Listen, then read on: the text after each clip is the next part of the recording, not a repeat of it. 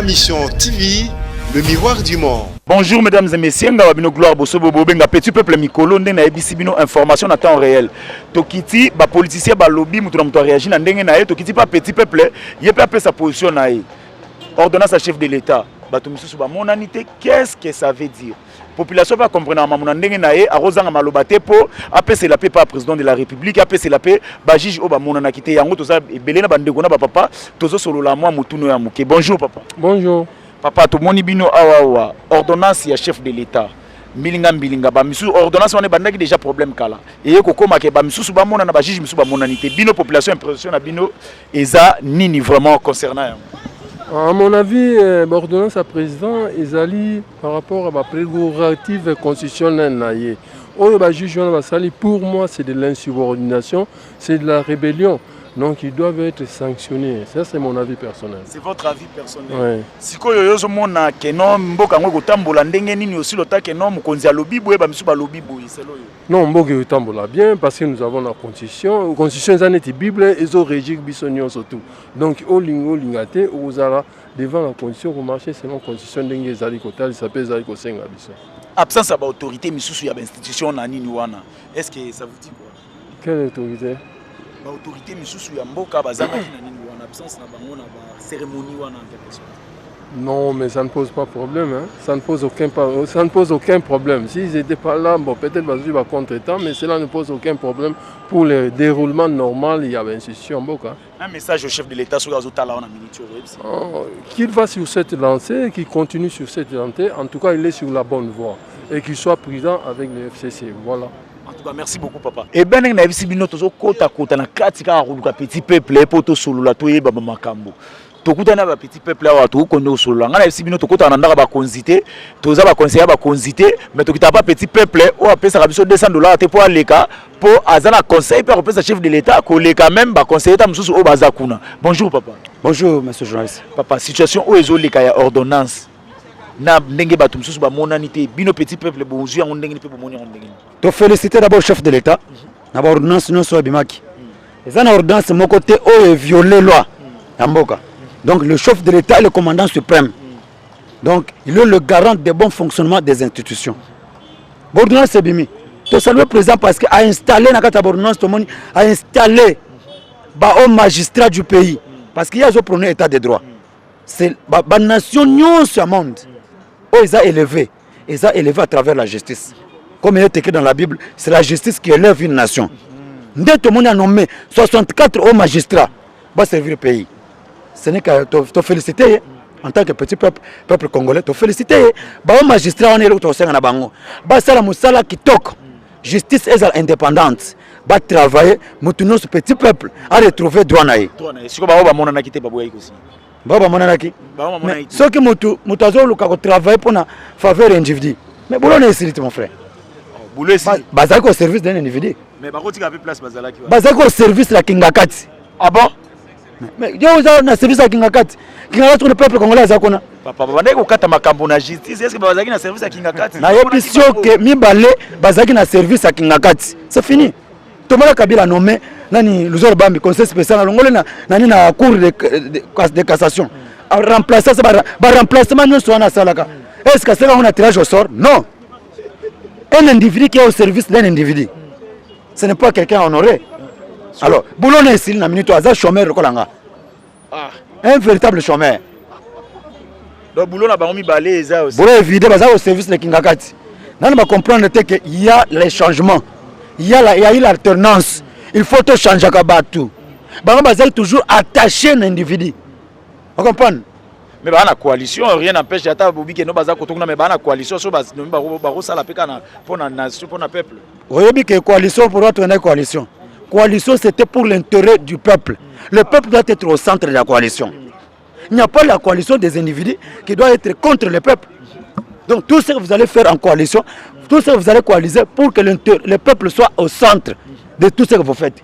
Parce que et le peuple mobile, il y a des dirigeants. Coalition au détriment de qui? Tu vois un peu? En tout cas, tous continuer. Bonjour, papa. Ah, bonjour. L'impression de nos années par rapport à l'absence, il y a deux juges, deux mais l'absence, c'est normal puisque les gens peuvent souffrir. Il faut que les chômeurs puissent le faire. Toujours, ils participent à la police. Mais bon, mais ça va s'entendre. On peut pas dans le président. Catégoriquement exclu dans. donc balongwa bazanga misala bako chômeur ko biso ba souffrir pour ba yebake ba sala ki ne mutu biso do souffrir ba ba tout ça peut-être pourquoi biso tout ça président ba moto zala ki baza ba chômeur pour ba yebake pas ces années na kasa mukilo c'est mon problème en tout cas ndeko lilo bano ezani par rapport ya ba des juges wana ah bon selon ngai na mama oyo toza susu mama teke yake ozala kosala pour l'intérêt ya un individu te. Président anomaki deux juges pour travailler pour toute une nation. J'attends pour un individu. Et ça ne pas si ma casse vraiment. Ne le pas saluer vraiment. Pour n'en avoir vraiment. Micro salut au passé. Bonjour Ndeko. Bonjour. Bonjour mon ami, tu continues qu'on l'a petit peuple pour petit peuple 5 ans tous en abangouboui. Ah biso ezala boui. Bonjour papa. Bonjour. D'abord absence ya ba juge wana mi balé bino bo monia ndengeni na ordonnance pour la ordonnance à chikini. Bon eza bango ba travailler non trop. Na cour wana ba changer faut changer rapé ba toko ou mettre 30 ans mutu moko dirigera biso fait changement zalaka bango vi ki na mituna bango ba bula la population te ba bula la bato ne ba tia bango ba ka ba servir ka bato wana te bo pesa penzila pa bato musubino bo silika bo temela ba nomination chef de l'état biso to d'accord te biso peuple to voter ki président to d'accord te ba juge to voter bango te nous ba ko ke na bon sans problème nation pe etika na ngora l'élection pe ya nomination ba juge wana papa toro bi maman boye papa baji joue un problème est-ce que bazana réseau to bana to basali nini ya mabi réseau saka ya bango mais pour na biso baza ba impoli d'abord ba impoli pour nangai parce que un chef de l'état azali père de nation a bengsi bino foboya boto sa papa lobby mais tant bino bana oboko to soma papa ba impoli bo ba impoli Parce sort na bango pona so na bango ezali bakangama parce que bato ba loba ke bazanga misala yo zolo ba ke no parce que soki muta to chef de l'état te aza muto akangama sérieux oui sérieux faut akangama pas ça bango pas to chef de l'état te ba saboter chef de l'état OK go sa matin Afrique oyo président république azaka mutu moko osana te mais tant ko sa président république donc mutu moko faut akangama. En tout cas, bonjour papa. Ah, bonjour. Lilo bano ezani par rapport ya makambo ya ordonnance. Moi ba juge wana ba juriste. Mais ordonnance nano enomaki bango. Il y a déjà abrogé. Mais bino boko refuser ko na cour de cassation. Boko tika la sko na cour constitutionnelle na test nini parce que test enomaki bango est déjà abrogé. Mais bino boko tika ko siéger na cour na test nini. C'est le problème. Oui, qu'on s'opposait. Non, que ce soit maintenant Bino Sila quitté. Mais du fait que test fondamental, Oyenomaki Bino, est déjà abrogé. Beaucoup qui sont siégés, lui sous-souté. Beaucoup qui sont siégés, parce que test Oyenomaki Bango est déjà abrogé. Étant que juriste, il fallait d'abord, qu'il y ait un cours de cassation. Côté, nommer un nouveau test. Peut-être dans nos serments, après, la réclamation. Parce que le test de Joseph Kabila est déjà abrogé depuis 2016. 2018 au 2021. Parce que ça dit 3 ans. Il nommé le 2018 à 2021. Mais avant 2021, le test de Joseph Kabila est déjà abrogé. Il devait d'abord aller prêter serment à la Cour de cassation. Après, ici, recours na bango. Deuxièmement, si 66 hauts magistrats nommés, 64, bah prêter serment. Est-ce que 64 wana, bah faux juriste, bango Noël Kilombona, Jaimboul, ne bah vrai juriste. Si 66, 64 bah prêter, mais mi balé, bah boy ko. Et le koni nizo sala ke non. Bato bazala na facilité à relever la chef de l'état mabé, bato bazala na facilité à insulter, bato bazala ezani ni au juste. Bon, au moni hein. Est-ce que la période de l'écart pendant bato pendant ba rosa ba. On est qui période wana ko. Et le c'est ça la. Non, ezakande influencer. Le deux juges bazala qui influencer na likolo moko boy. Kebo kendete et le kozala te. Premièrement, ba likolo ya mi balé. Non, cas politique moko boy. N'a pas ça exemple.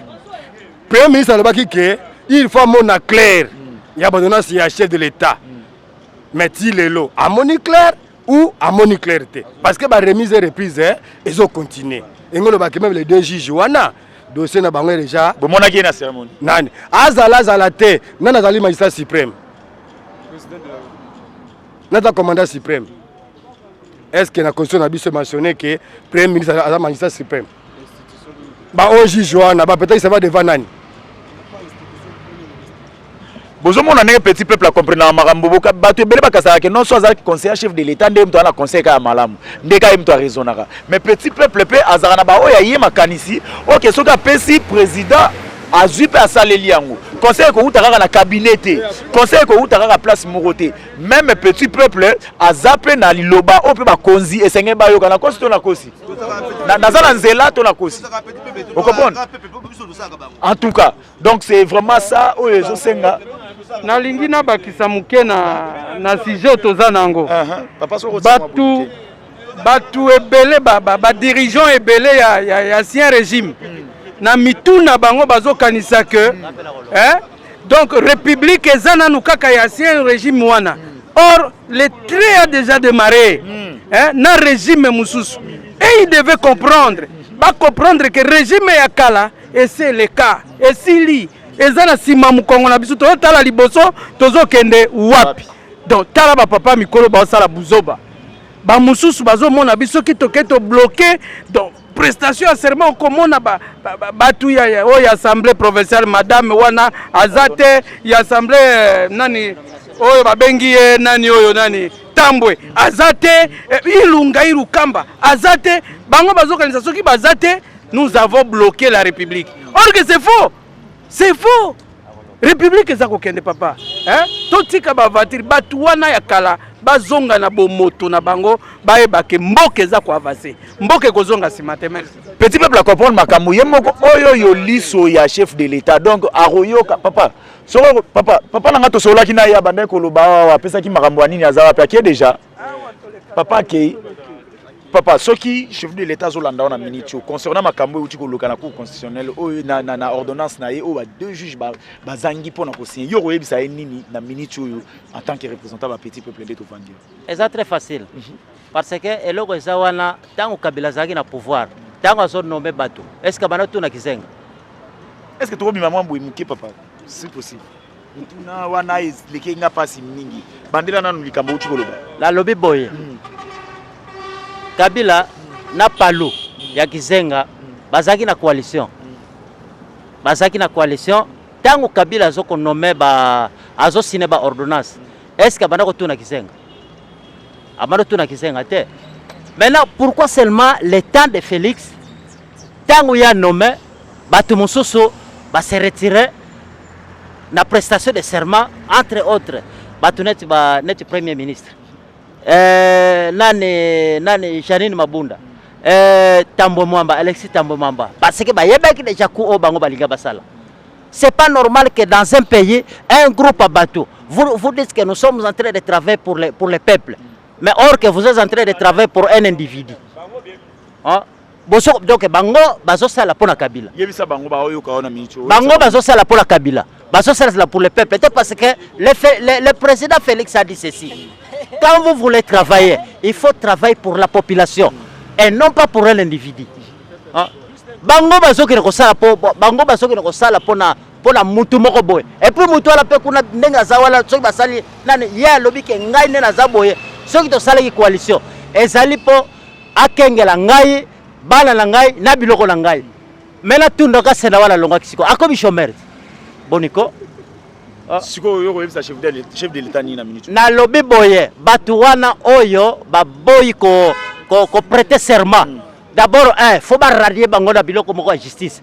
Donc il devient nulle part chômage et puis il faut pas kanga bango outrage envers les horaires du chef de l'état. En tout cas, même question na vuti ko tuna papa tango zo mona mwa mbilinga na kati ya makambo wana ya mboka yo izolo beloni ni ordonnance à chef de l'état boye kaka izani.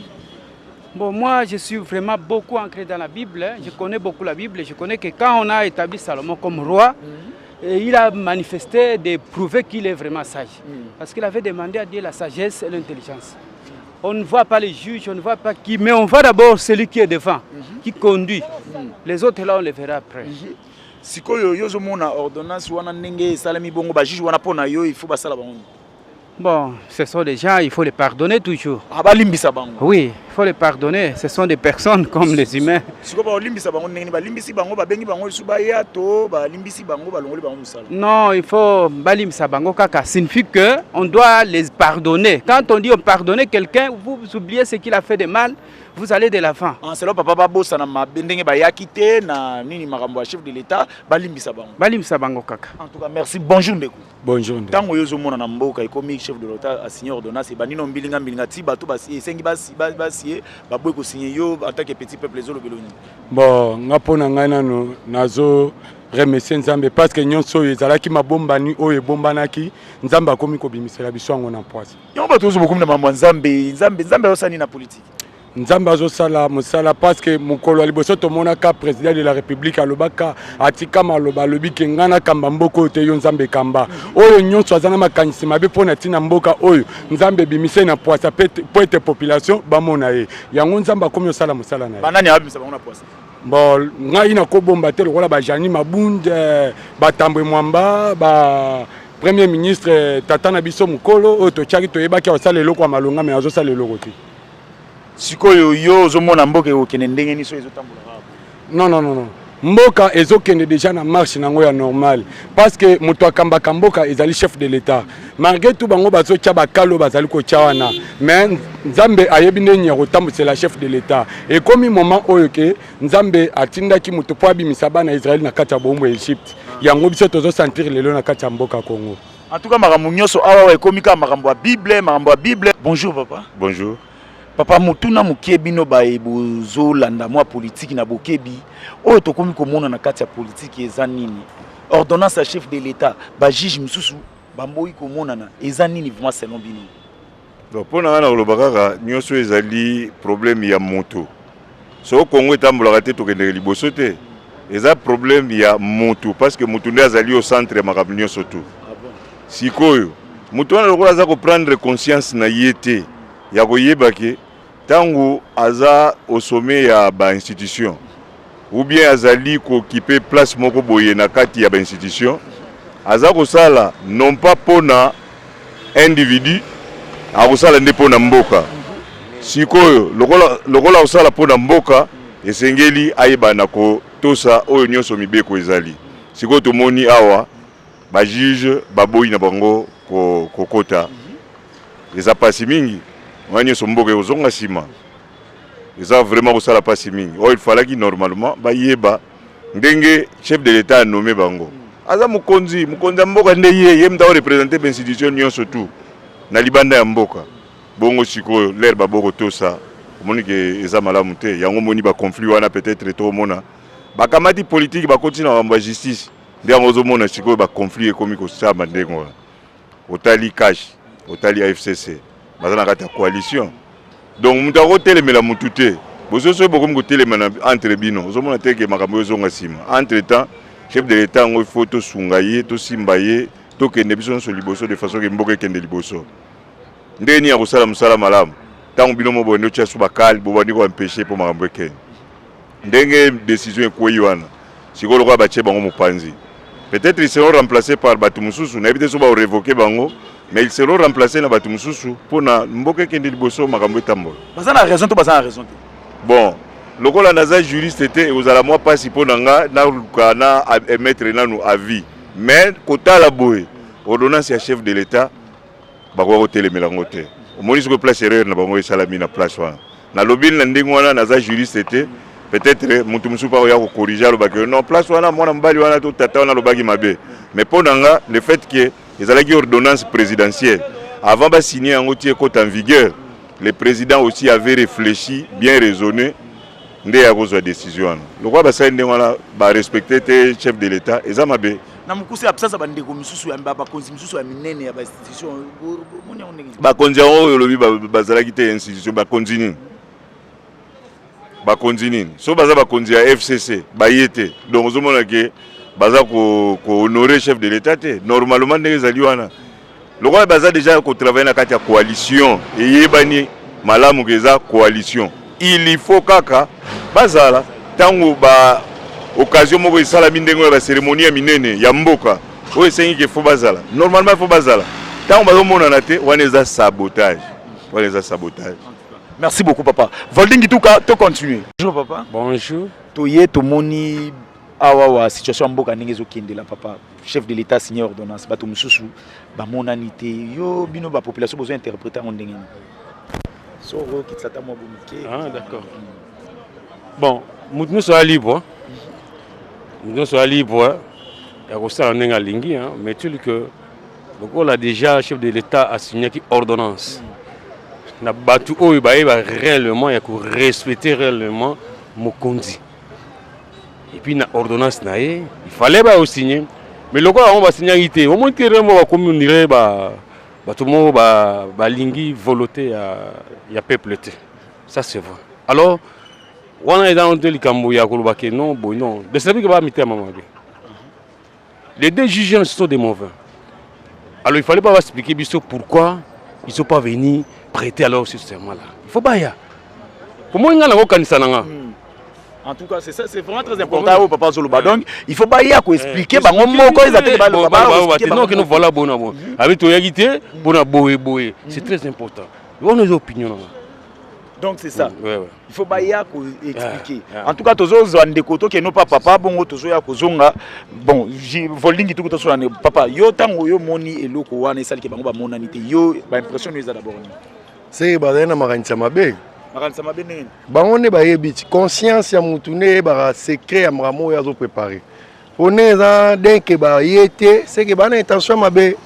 Comment se fait-il que le président de la République alongo lioté a pesi yo poste mususu yo boya pourquoi c'est que ba pourquoi vandeli wana c'est que ba vandi wana avec cause ya mramo ba balinga basala c'est que ba onde ba yebi pourquoi boy yo zo kanisela bango mabete ke musika bongo ke non ba vandi wana do bazo boya ko selon bazo boya ko longwa wana po ba yebi eloko nini ba yaki po basala wana c'est ça bazo boya ko longwa wana parce que ba yebi eloko nini oyo ba yaki po basala place wana denke ba réaliser on a noté moi pe ba longwa wana ezate en tout cas sikoyo yo eloko nini ko yebisa na bango eloko nini ko yebisa na chef de l'état eloko o ngana yebisa premièrement chef de l'état faut aluka moyen ya ko bengisa bango par imposition pour ba se justifier pourquoi aboya koya abengisa bango na simple abengisa bango par imposition c'est ça engelo bani tango lo babon nazo babon parce que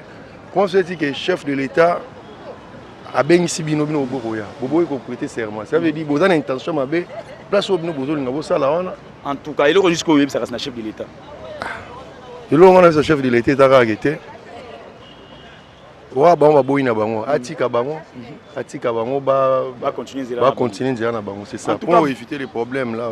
Merci beaucoup Volding Tuka nga bino gloire bosobe o bato ba benga petit peuple tozalaki na yanga bandeko chef de l'état je crois que yoki message ya population bino pe ba bolanda ko bolani message ya population pour na lelo Volding Tuka na bandeko to suki awawa to kutana lobby lisusu pour to continuer. Merci beaucoup.